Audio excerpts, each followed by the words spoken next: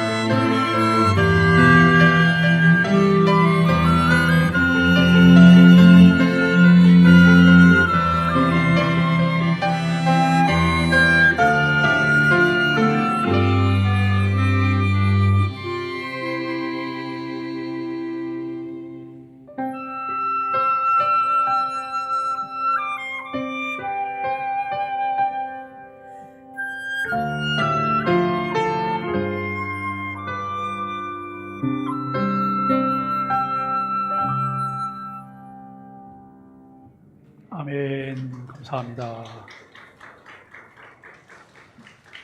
이 합창이나 교향악단 연주를 현장에서 가까이 들을 수 있는 것의 묘미 중에 하나가 연주자의 호흡 소리까지 들을 수 있다는 거예요. 참 너무 감사하고 늘 귀한 찬양을 잘 준비해 주신 거 감사합니다. 오늘 우리는 교회와 성례, 성찬에 대해서 함께 말씀을 나누려고 합니다.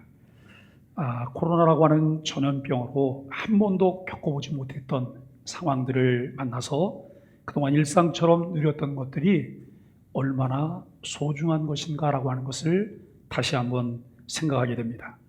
비대면 예배라고 하는 상상할 수 없었던 그런 예배를 드리며 제한적으로 대면 예배와 또 실시간 온라인으로 혹은 유튜브를 통해서 언제든지 하나님의 말씀을 함께 묵상할 수 있는 새로운 환경이 조성된 것에 대해서 한편으로는 감사합니다.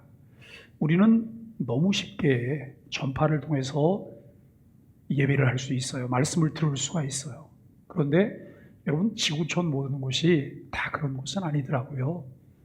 저 중미 쪽에 니카라과라는 나라가 있어요.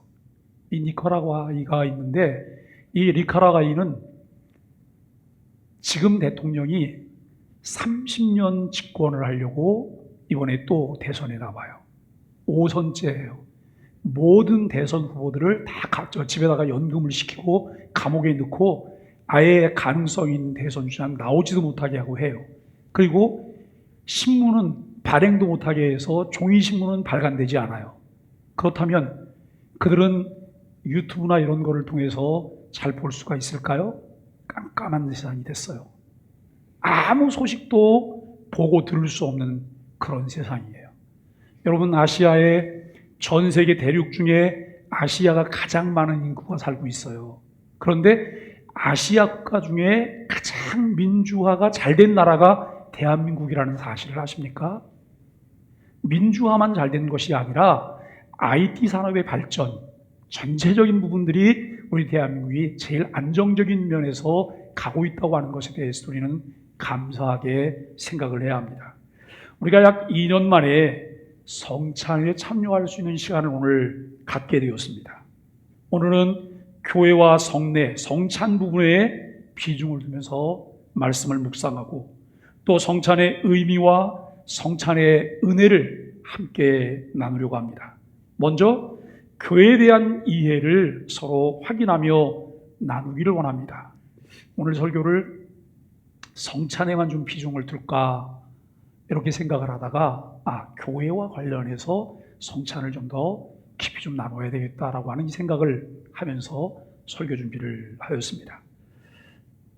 먼저 교회란 무엇일까? 신약에서 이 교회에 해당하는 용어를 에클레시아 그래요. 에클레시아라고 하는 용어를 사용하는데 이 에클레시아는 헬라의 언어와 문화를 차용해서 사용했다는 거예요. 그러니까 교회라는 용어로 에클레시아를 최초로 사용한 것이 아니라는 거예요. 이 에클레시아라고 하는 용어를 헬라 문화와 언어에서 가지고 온 거예요. 이전에도 에클레시아라고 하는 이 낱말이 사용되었다고 하는 것이죠.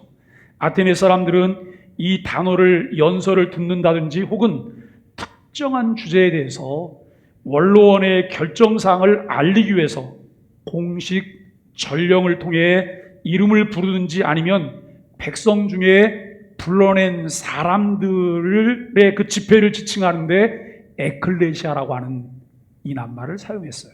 그때 그 모임을 그때 불러냄을 받아서 모인 그 집회가 에클레시아라고 했다는 것이죠. 사도들은 이 단어로 자신들의 목적에 따라서 의미를 부여하고 교회를 표현하는데 이 에클레시아를 사용해요. 무엇으로부터 부르다 라고 하는 의미를 가진 합성어로서 파생이 되었는데 당시 헬라인들이 사용하는 불러냄을 받은 무리의 뜻을 가진 교회라는 용어를 사용할 때 이 용어가 교회에 사용되기 위해서 반드시 전제돼야 될 것이 있어요. 그냥 아무데나 에클레시아 그러면 그게 교회가 아니라는 거예요. 교회라고 하는 용어로 에클레시아를 사용하기 위해서 전제돼야 될 것이 있다는 거예요. 그것이 무엇이냐면 무엇을 통해 어디로부터 어디로 불러냄을 받았는지 우리는 잘 이해해야 된다라고 하는 거예요. 교회는 하나님의 복음의 말씀을 통해 죄인들을 사단의 지배로부터 하나님 나라로 불러내고 모았다라고 하는 그런 의미죠. 여러분, 교회는 하나님의 통치를 받도록 부름받은 무리를 교회라고 말을 해요. 또 복음을 믿고 회개하여 하나님의 자녀들이 되도록 부름받은 공동체를 교회라고 말을 합니다. 중세 교회가 교회로서의 역할을 교회가 제대로 감당하지 못해서 이제 종교 개혁자들에 의해 교회가 교회되게 하는 개혁이 일어났는데 그들에게 교회는 영적인 유기체이며 성도를 돌보는 제도였다라고 하는 거예요. 영적인 유기체다, 성도를 돌보는 제도다. 그렇다면 종교개혁자들이 생각했던 교회는 무엇일까? 첫째, 종교개혁자들은 교회를 본질적으로 영적인 유기체로 보았다는 거예요. 교회는 포도나무이신 그리스도께 믿음으로 연합된 가지들의 공동체라고 하는 거예요. 여러분, 불러냄을 받은 자들이 교회예요. 예수 그리스도를 주로 믿고 고백하는. 그런데 우리는 개개인이 그냥 이렇게 독립되어 있고 떨어져 있는 그런 이제 개체가 아니라는 거예요. 예수 그리스도를 머리로 한 그의 몸의 지체로서 다 함께 우리가 영적인 유기체로서 하나 되어 있다라고 하는 것을 말하고 있다라고 하는 것이죠. 이들은 그리스도의 속죄의록을 믿음을 통해서 받은 자들의 무리로 예수 그리스도를 머리로 한 몸을 이룬다고 하는 거예요. 개인은 구원을 받은 동시에 그리스도를 머리로 모신 그의 몸의 지체가 된다고 하는 것이고요. 이들은 영적으로 하나 된 몸의 지체들이며 분리될 수 없이 연합되어 있다는 거예요. 그러니까 교회 그러면 교회는 구원받은 자들의 무리예요. 구원받은 자들의 무리인데 이 교회와 뗄 수 없는 것은 그리스도가 머리이시고 그의 몸의 지체로 우리가 모두가 연합되어 있다는 거예요. 따로따로 떨어지는 그 순간 우리는 영적인 외로움과 그리고 어쩌면 여러분 죽게 될지도 모르는 그런 상황에 놓이게 될 것입니다. 둘째로 종교개혁자들은 교회를 신자의 어머니로 인식을 했어요. 신자의 어머니로 여기 인식한다고 말할 때 어머니는 권위적인 의미가 아니에요. 기능적인 의미로 이제 사용을 했다는 거예요. 어머니의 기능은 뭐예요? 어머니의 기능은 돌봄이에요. 그렇죠? 자녀들을 돌봄. 교회는 성경에 규정된 직분을 세우고 목양과 치리를 위한 제도를 세워서 연약한 성도들을 돌보며 복음을 전파하는 곳이 교회입니다. 여러분, 칼빈도 동일하게 인식을 했는데요. 칼빈은 이렇게 말을 했어요. 하나님께서는 구원받은 신자의 믿음을 위하여 믿음을 일으키며 목적지까지 전진시키기 위해 무지하고 태만한 자들을 도울 필요에 따라 보조수단으로서 무엇을 세웠다고요? 교회를 세웠다라고 하는 거예요. 성도들의 신앙을, 구원받은 자들의 신앙을 마지막 종착역까지 가게 하기 위한 수단으로 교회를 세웠다라고 말을 합니다. 두 번째로 여러분, 교회는 복음 전파를 위해서 세워졌다라고 말을 해요. 세 번째는 신앙의 거룩한 일치와 올바른 질서를 위해서 세워졌다라고 하는 거예요. 여러분, 교회는 굉장히 자유로워야 돼요. 자율적이어야 돼요. 그러나 교회는 무질서하면 안 돼요. 왜냐하면 하나님께서 말씀을 통해 우리에게 규범들을 주셨기 때문에 그 규범 안에서 충분한 자유를 누리고 자율적으로 자발적으로 우리가 즐거움으로 신앙생활하고 헌신하고 봉사하고 섬기는 이곳이 교회라고 하는 것을 생각합니다. 네 번째는 육신에 속한 우리의 연약함 때문에 교회가 필요했다라고 하는 말씀을 합니다. 이런 의미에서 유형교회를 세우신 목적은 복음을 전파하고 성도를 돌보기 위해서라고 요약할 수 있습니다. 눈에 보이는 교회가 왜 세워질까? 그 눈에 보이는 교회가 세워지는 목적은 복음을 전파하는 것, 성도들을 돌보아서 그들로 하여금 장성한 그리스도인이 되게 만드는 데 목적이 있다는 것입니다. 교회는 성도를 돌보기 위해 조직을 갖춘 기관이라고 할 때 교회는 이렇게 조직이 되어집니다. 첫째, 목사와 교사를 임명하셔서 그들의 입을 통하여 자기 백성을 가르치게 하셨고 그들에게 권위를 주셔서 이 일을 담당하도록 하셨어요. 우리는 여러분 이 일제에게 나라를 빼앗겼고 6.25 동란을 겪고 그리고 여러분 군사 장기 독재를 거치면서 우리들에게 권위라고 하는 낱말은 편안한 낱말이 아니에요. 불편한 낱말이에요. 권위라고 하는 낱말은. 그런데 여기에서 말하는 그들에게 권위를 주셔서 이 일을 담당하도록 하셨다라고 하는 이 말은 불편한 권위가 아니에요. 또 여러분 목사와 교사를 세우셔서 그들의 입을 통하여 백성에게 가르치게 하시고 그들에게 권위를 주셨다고 하는 것은 그들이 목사이기 때문에 권위를 갖는 것이 아니에요. 교사이기 때문에 권위를 갖는 것이 아니에요. 하나님께서 그들에게 맡겨주신 그 직을 바르고 합당하게 수행하고 있기 때문에 그것에 권위가 주어지는 거예요. 이 부분을 우리가 인정하는 일들이 필요합니다. 두 번째는 성례를 제정하셔서 신앙을 강화하고 자라게 하셨다라고 하는 것입니다. 교회의 머리는 그리스도라고 누누이 말씀을 드립니다. 그런데 그리스도께서 교회를 돌보시고 다스리는 권세를 직분이라고 하는 그릇에 담으셔서 교회를 돌보십니다. 주님께서는 말씀의 선포, 성례 7위를 통한 7위, 말씀의 근거에 덕을 세우는데 유용한 교회 질서를 통해 교회를 목양시키며 치리하십니다. 이 모든 일들이 필요한 이유는 성도들 안에 오염된 죄성이 남아있고 가시적 교회, 즉 눈에 보이는 교회 안에는 구원받은 신앙에 이르지 못한 외식자들도 존재하고 있기 때문입니다. 교회는 언제나 그리스도의 용서가 필요하고 하나님께서 교회를 돌보시고 통치하시기 위해서 신적 권위를 행사하시는 직분과 제도가 필요하다라고 하는 것이죠. 여러분, 직분자를 세웁니다.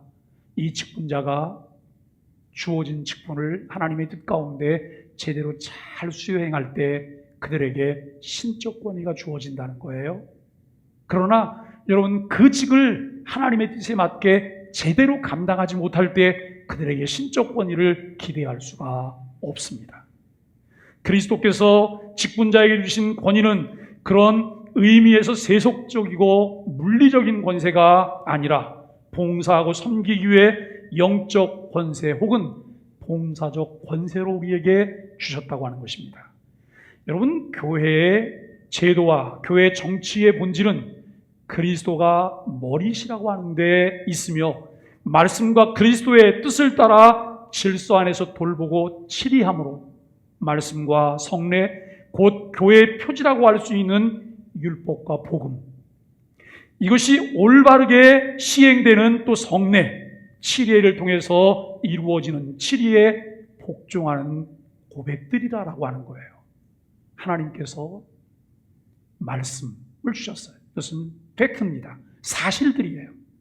그런데 성례라고 하는 것을 통해서 사실로 주신 말씀이 사실이라고 하는 것을 우리에게 가르치는 거예요. 가르치는 거예요. 그걸 보라는 거예요.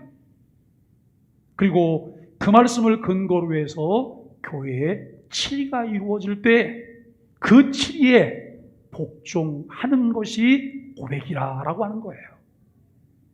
여러분, 이를 통해 죄로부터 성도를 지키며 교회의 거룩을 지키는 데 있습니다. 교회가 성도를 그리스도의 장성한 분량에까지 자라게 하는 일은 얼마나 중요한지 모릅니다. 성도를 그리스도께서 성경을 통해 명령하시고 자비로우신 이 원리와 수단과 질서를 통해 돌보아야 한다라고 하는 거예요. 우리가 돌봄이라고 말할 때 성경은 그것을 우리에게 어떻게 가르치고 있는가, 성경은 어떻게 하라고 말하고 있는가, 이 부분들을 우리가 잘 이해하는 것이 필요합니다. 여러분, 첫째로 우리가 교회가 무엇인가라고 하는 이 부분을 함께 간략하게 살펴보았고, 두 번째로 나누려고 하는 것은 은혜 언약의 표지로서의 성례를 성찬에 초점을 맞춰서 말씀을 좀 나누려고 합니다. 성례는 언약의 표라고 할 수 있습니다. 성례는 언약의 내용과 긴밀한 관계를 가지고 있습니다. 성례는 언약의 내용을 나타내는 표의 역할을 할 뿐만 아니라 언약의 표로서 우리를 향하신 하나님의 선하신 뜻이라고 말할 수 있습니다. 또한 예수님께서 십자가에서 이루신 복음의 약속을 가리키는 표입니다. 여러분, 성례가 제정된 이 목적과 그 역할은 무엇이겠습니까? 첫째는 복음의 약속의 말씀과 더불어 인간의 감각을 통해 보고 느끼는 형태로 이해하는 것이다 라고 생각합니다. 두 번째로 복음의 약속을 말씀과 더불어 인간의 감각을 통해 느끼는 형태로 확인하고 인치기 위한 거예요. 그러니까 여러분, 성례는 무엇을 기반으로 진행이 되어져요? 사실인 말씀을 기반으로 주어지는 거예요. 그래서 이 눈에 보이는 성례를 통해서 우리 귀에 들려온 말씀이 사실이라고 하는 것을 확인하고 깨닫고 그것을 통해서 인치는 작업이 성례라고 하는 작업을 통해 이루어져요. 성례에 있어서 중요한 것은 말씀으로 제시되고 믿음으로 받게 된 약속을 더욱 확고하게 이해시키고 확인시키며 인쳐서 비준하는 것입니다. 구약에서는 많은 언약의 표들이 다양하게 있지만 할례와 유월절을 공적이고 대표적인 언약의 표지라고 말을 해요. 신약에서는 할례와 유월절이 세례와 성찬으로 바뀌었습니다.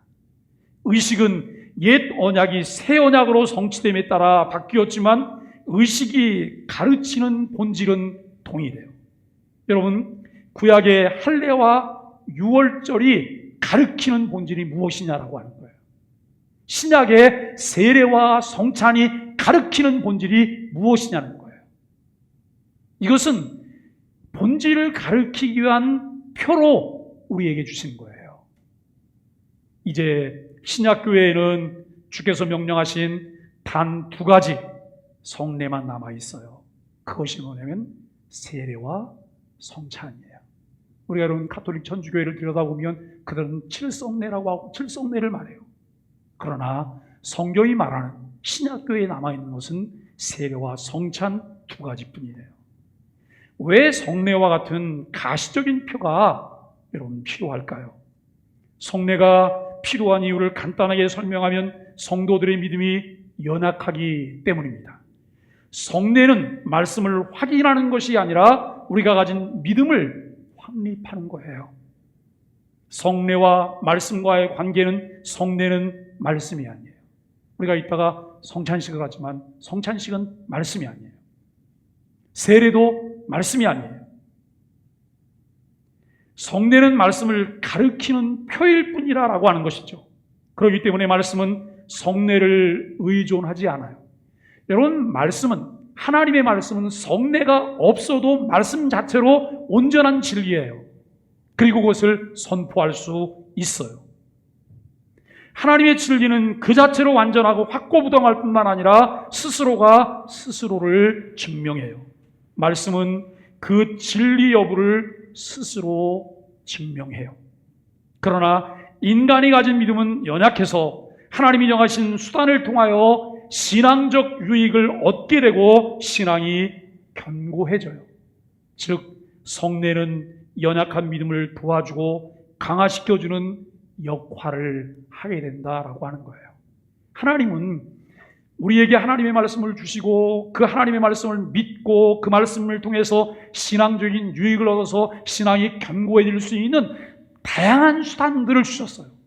그런데 우리가 그 다양한 수단들을 소홀히 여기거나 무시하거나 가볍게 생각을 한다면 신앙적인 유익을 얻을 수 없을 뿐만 아니라 신앙이 강화되지 않아요. 그리고 또 하나 중요한 것은 우리가 신앙생활하면서 여러분, 이 수단들은 수단일 뿐이에요. 수단이 진리 자체를 뒤엎어 놓을 수는 없어요.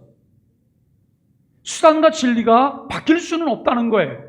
그런데 우리는 진리인 말씀, 팩트인 그 사실을 잘 이해하지 못하므로 때로는 수단 때문에 시험에 들어요.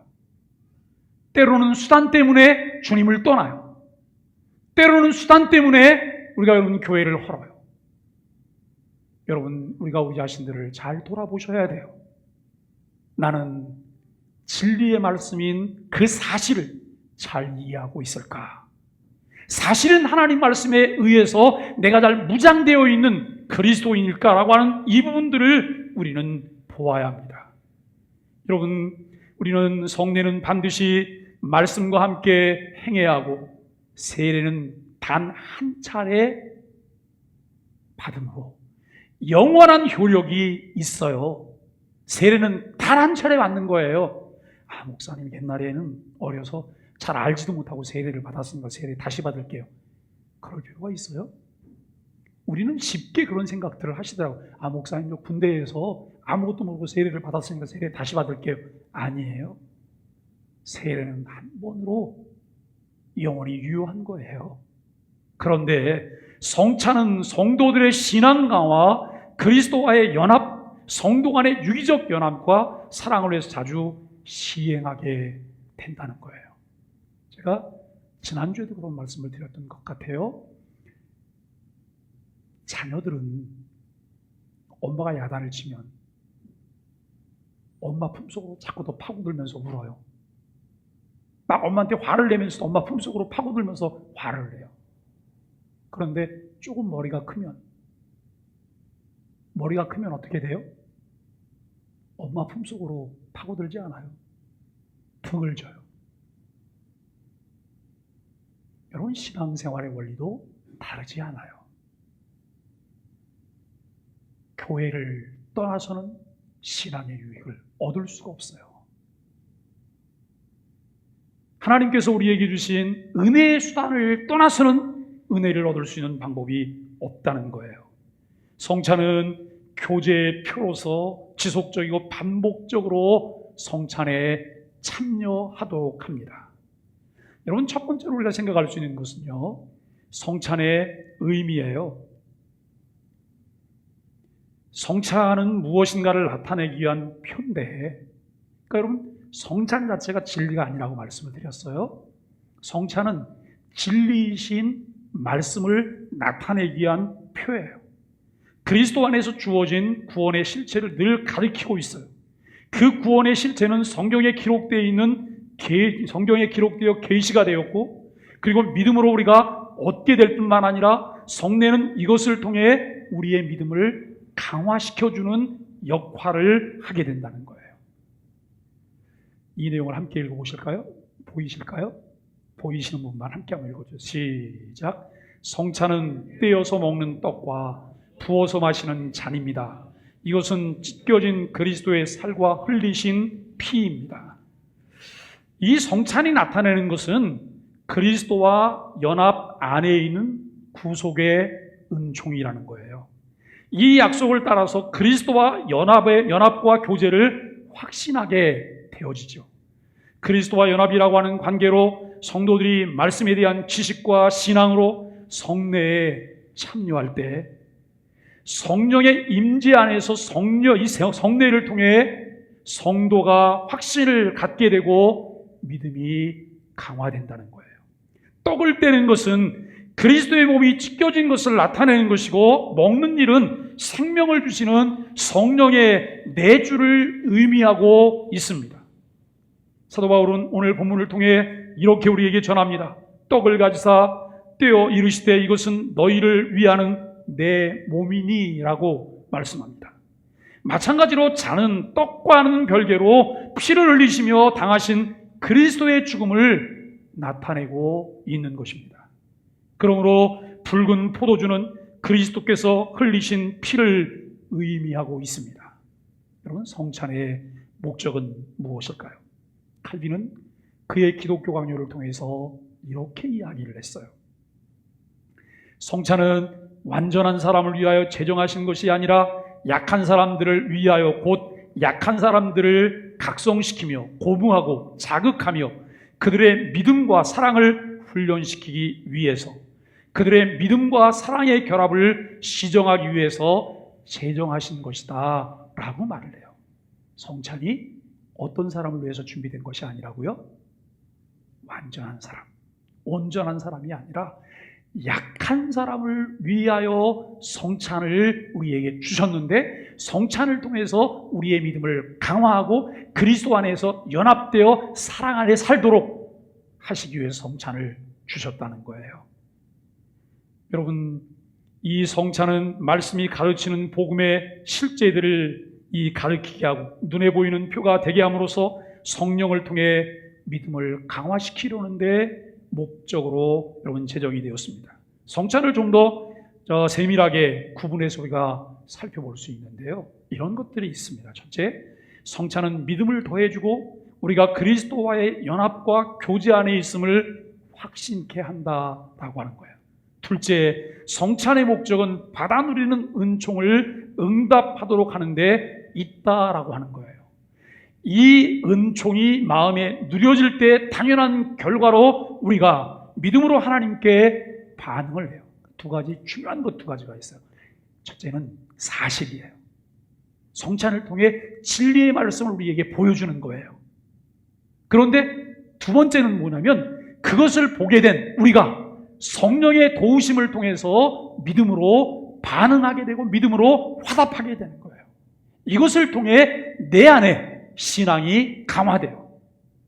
그리스도와 연합됐다고 하는 것을 더 끈끈하게 우리가 느낄 수 있게 된다라고 하는 것을 생각하게 되어집니다. 그러므로 성찬은 믿음을 고백하게 만듭니다. 계속의 은총에 대해서 하나님께 감사하게 만든다는 거예요. 때로는 수단과 우리 눈에 보이는 이 관계를 통해서 엉망진창이 되고 망가진 그런 삶이 우리에게 주어진다 할지라도 그것 자체가 사실인 진리의 말씀을 흔들 정도가 되어서는 안 된다는 거예요. 내가 진리 위에 얼마나 견고하게 심지를 내리고 뿌리를 깊게 내렸느냐에 따라서 그것은 지나가는 바람일 뿐이에요. 지나가는 바람이에요. 그러나 여러분, 태풍이 불어올 때 뿌리가 깊지 못한 것은 뿌리째 뽑혀서 죽고 말아요. 그런데 뿌리가 깊은 곳은 아무리 세찬 바람이 불어와도 그 뿌리로서 그 바람을 견뎌내요. 우리가 여러분, 신앙생활은 가정을 유지하는 것과 다르지 않다고 생각해요. 어떤 사람이 결혼하고 여러분 함께 60년, 70년을 살다가 이제 죽음을 목전에 뒀어요. 60년, 70년 동안 바람 한 점 없었을까요? 얼굴 붉히는 일 한 번 없었을까요? 산에 못 사네 그런 말을 할 만한 일이 없었을까요? 무수히 많은 고비를 만났을 거예요. 무수히 많은 고비를 만났지만 고비는 고비일 뿐이고 바람은 바람일 뿐이라고 여러분 그러면서 그것을 지켜나갔기 때문에 그 자리에 있을 수 있는 것이죠. 신앙생활도 마찬가지예요.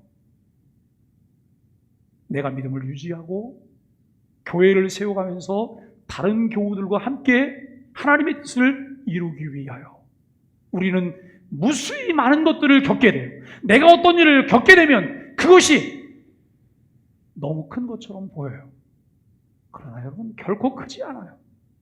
우리가 늘 주의해야 될 것은 이거예요.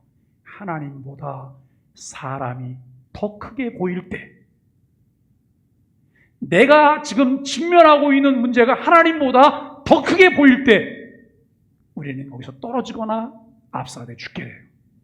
그러나 사람보다 하나님이 더 크게 보이셔야 돼요. 문제보다 하나님이 더 크게 보이셔야 돼요. 그러면 그것은 지나가는 고비와 바람일 뿐이에요. 사랑하는 여러분, 세 번째, 성찬을 제정하신 목적은 세상 속에서 교회의 정체성을 드러내기 위함이라는 거예요. 네 번째, 성찬은 성도들의 교통과 사랑을 증진시키기 위한 목적으로 제정하셨다는 거예요. 성찬에 참여하면 내 마음에 응어리가 녹아지셔야 돼요. 내 마음에 앙금이 없어지셔야 돼요. 내 마음의 장벽이 거쳐져야 돼요. 모든 사람과 함께 손을 잡을 수 있어야 되고, 왜요? 그리스도의 사랑이 내게 유입되었기 때문에 그 사랑을 내가 또다시 방출할 수 있어야 되잖아요. 이것이 성찬의 목적이에요. 오늘 우리가 그 성찬을 2년여 만에 하게 돼요. 성찬은 그리스도의 한 몸에 참여하는 모든 사람이 하나 되었음을 가르치는 것입니다. 성찬은 예수님께서 사랑의 유대를 가르쳐 주셨습니다. 우리를 위하여 자신을 내어주심과 같이 우리도 서로 사랑하고 섬기라고 하셨습니다. 성찬은 그리스도와 영적 유기체임을 확인시켜준과 동시에 우리가 하나인 공동체라고 하는 의미를 담고 있습니다. 여러분, 성찬에 있어서 그리스도의 임재 방식에 대한 다양한 견해들이 있어요. 천주교에서는 화채설을 말하고요, 루터교회는 공제설을 말해요. 주민글리는 기념설을 말하고, 그리고 우리 개혁교회는 영적 임재설을 말해요. 제가 이것만 가지고도 아마 2번, 3번 설교를 따로 해야지만 될 거예요. 오늘은 가볍게 지나가면서 말씀을 나누려고 합니다. 떡과 포도주라고 하는 성례의 표가 가리키는 실제로서 그리스도의 몸과 피는 물질적 연합이 아니라는 거예요. 자, 여러분, 예수 그리스도, 이 성례가 가르치는 실제가 있어요. 그 실제가 예수 그리스도예요. 예수 그리스도와 우리가 성찬을 통해서 나누게 되는 여기 포도주와 떡이 물리적인 연합이 가능할까요? 어떻게 물리적인 연합이 가능할까요? 물리적인 연합이 가능하다고 하면 이것은 천주교가 말하는 화채설이에요. 그리고 이 떡 아래, 위에, 그 안에 그리스도께서 오셨다고 말을 해요. 그리스도가 계시다고 말해요. 이렇게 말을 하면 루터교의 공제설이 되는 거예요. 그리고 다만 이것은 상징이고 기념일 뿐이다라고 말하면 쭈빙글리의 말이 되는 거예요. 여러분, 이 부분을 좀 더 우리가 깊이 좀 나누기를 원합니다. 떡은 떡이고 포도주는 포도주예요. 떡이 그리스도의 몸으로 바뀔 수 없어요. 포도주가 그리스도의 피로 바뀔 수가 없어요. 오늘 우리는 성만찬 개념에서 세례를 받지 못한 분들에게는 다른 빵과 다른 포도주스를 준비했어요. 왜냐하면 교회가 야박하게 자기들끼리만 먹는다고.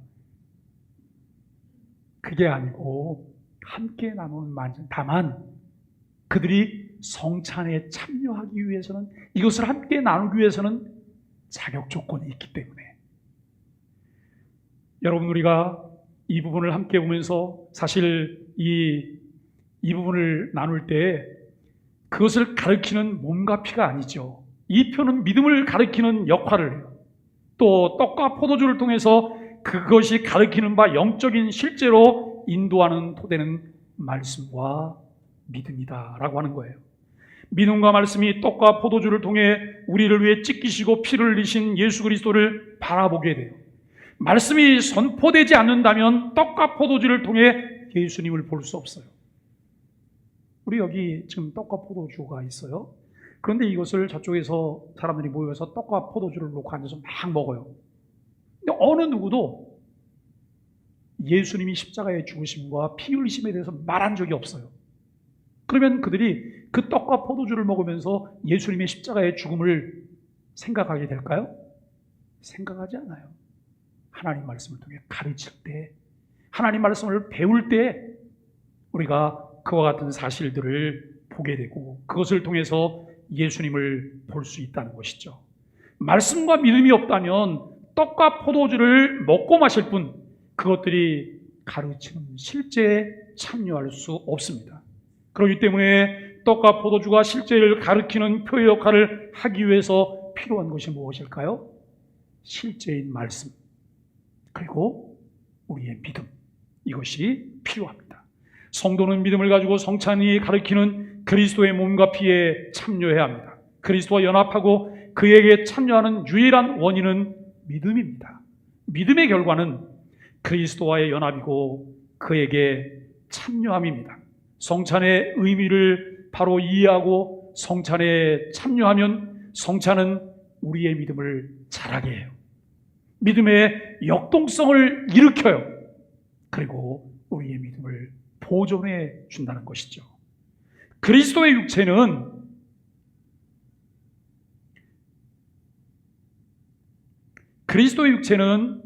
이 공간적으로 지상에 임하시지 않아요. 지금 제가 다음 그 PPT로 넘어갔는데요. 이 부분은 제가 그냥 설명을 좀 하겠습니다. 여러분, 그리스도의 육체는 공간적으로 지상에 임하시지 않아요. 이 말이 무슨 말일까요? 그리스도는 인성과 신성, 양성을 가지고 이 땅에 오셨어요.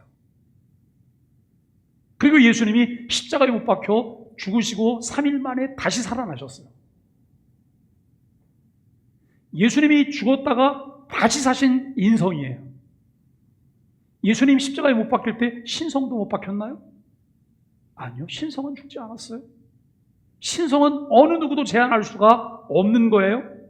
그래서 이 그리스도의 인성과 신성은 혼합되거나 섞이거나 혼동되지 않아요. 우리가 여러분, 그리스도께서는 인성으로 천상의 하나님 우편에 앉아 계세요. 예수님이 죽으시고 3일 만에 부활하셔서 40일 동안 세상에 계시다가 하나님 나라로 올라가셨어요.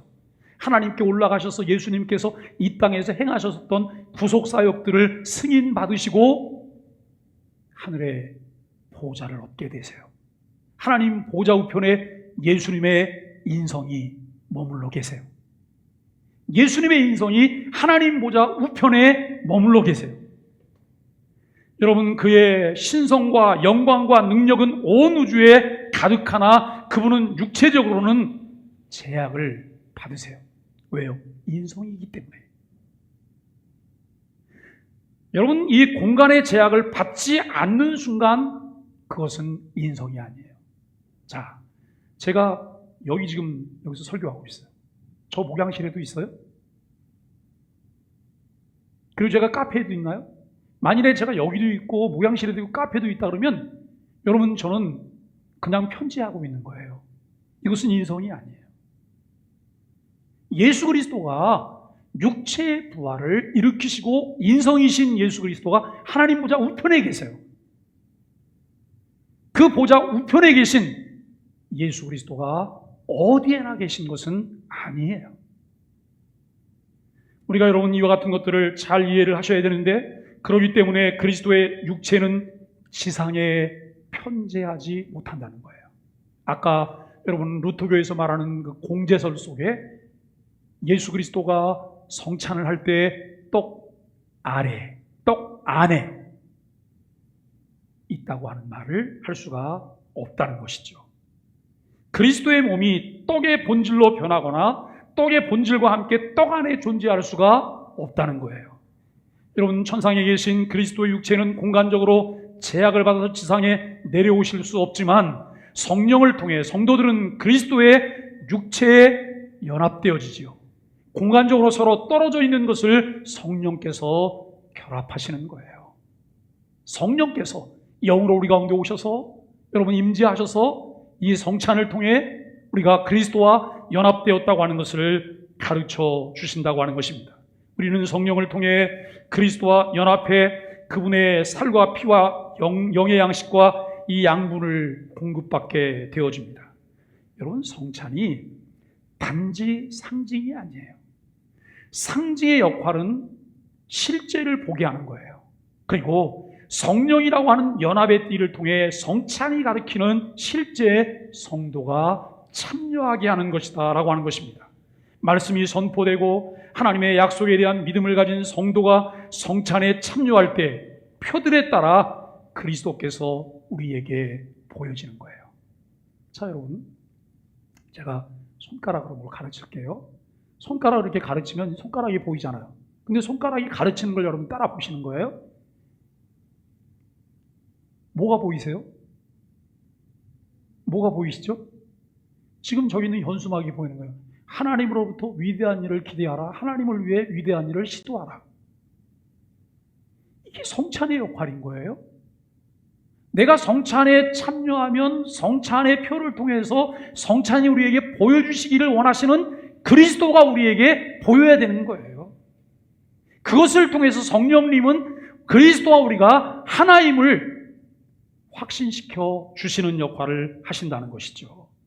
성령께서 믿음으로 성찬에 참여하는 성도들이 그리스도와 그에게 속한 신령한 복들에 참여하게 하시는 연결의 줄, 연합의 띠, 수로 역할을 하게 하신다라고 하는 말씀입니다.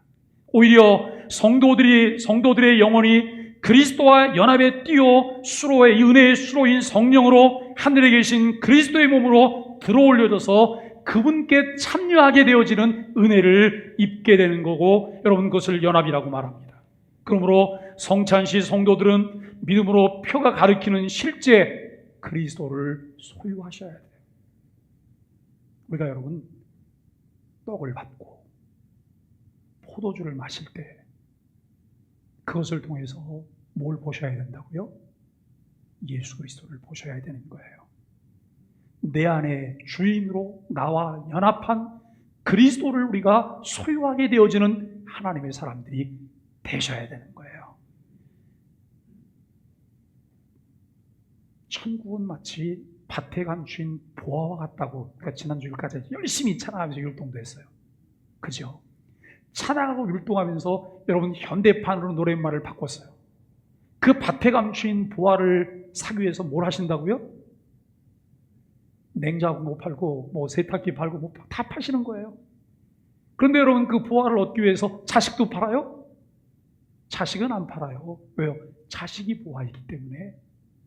그런데 이 부분을 통해서 우리가 성찬을 그냥 성찬, 아유 오늘 포도주가 좀 쓰네, 쏟은 이 포도주가 오늘 좀 도수가 좀 강한데, 이걸 느끼자는 게 아니에요. 그리스도를 보시자는 거예요. 그리스도를 소유하자는 거예요. 그 그리스도께서 나를 십자가에 죽으시고 나를 위한 대속의 죽음을 담당하셨다고 하는 것을 보자고 하시는 거예요. 우리는 화채설이나 공제설, 기념설이 아니라 영적 임재설을 믿고 고백합니다.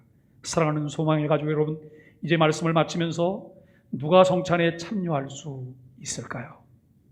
첫째, 자신이 죄인이라는 사실을 알지 못하는 사람은 성찬에 참여할 자격이 없습니다.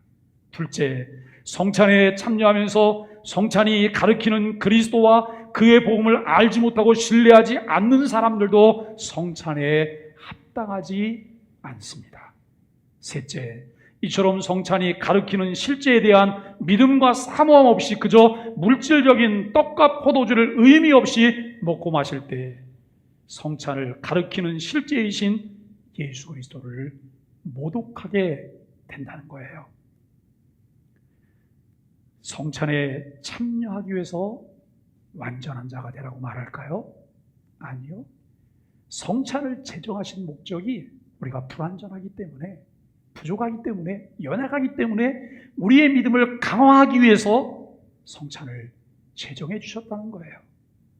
그렇다면 우리의 자세는 성찬에 참여할 때 하나님, 죄인이에요. 하나님, 내가 죄인이에요. 죄인 오라 하실 때 날 불러주세요. 내게 은혜를 베풀어 주세요. 이것이 성찬에 참여하는 사람들의 자세여야 한다라고 하는 것입니다. 성찬을 하나님께서 제정하시는 이유는 우리가 완전하기 때문이 아니라 우리가 연약하고 쉽게 죄에 흔들리고 넘어지기 때문이라고 하는 사실을 우리는 인정해야 합니다. 우리가 허물과 죄로 인해 영원히 죽었던 자들인데 구원하여 주시고 점진적 성화의 삶으로 예수 그리스도의 인격과 사역을 본받게 하심을 하나님께 감사해야 합니다. 2년여 만에 성찬을 우리가 하게 되는데 여러분, 성찬을 기다리셨나요? 성찬을 하지 못하는 것 때문에 늘 마음에 안타까움이 있으셨나요? 보다 자주 성찬을 통해서 성찬의 실제이신 그리스도와의 연합을 확인하고 그리고 우리의 신앙이 더 강화되면서 여러분 사랑의 모든 일들을 함께 나누기를 원하는 마음으로 성찬을 기다리셨나요? 우리 교회가 가장 부족한 것이 사랑이라고 말을 해요. 성찬을 통해서 주님께서 자신을 우리에게 내어주심처럼 우리도 서로에게 자신을 내어주시고 희생하시고 자기 권리를 포기하시고 자기 잘난 척 그만하시고 서로 사랑할 수 있는 은혜가 있게 되기를 예수 그리스도의 이름으로 간절히 축복합니다.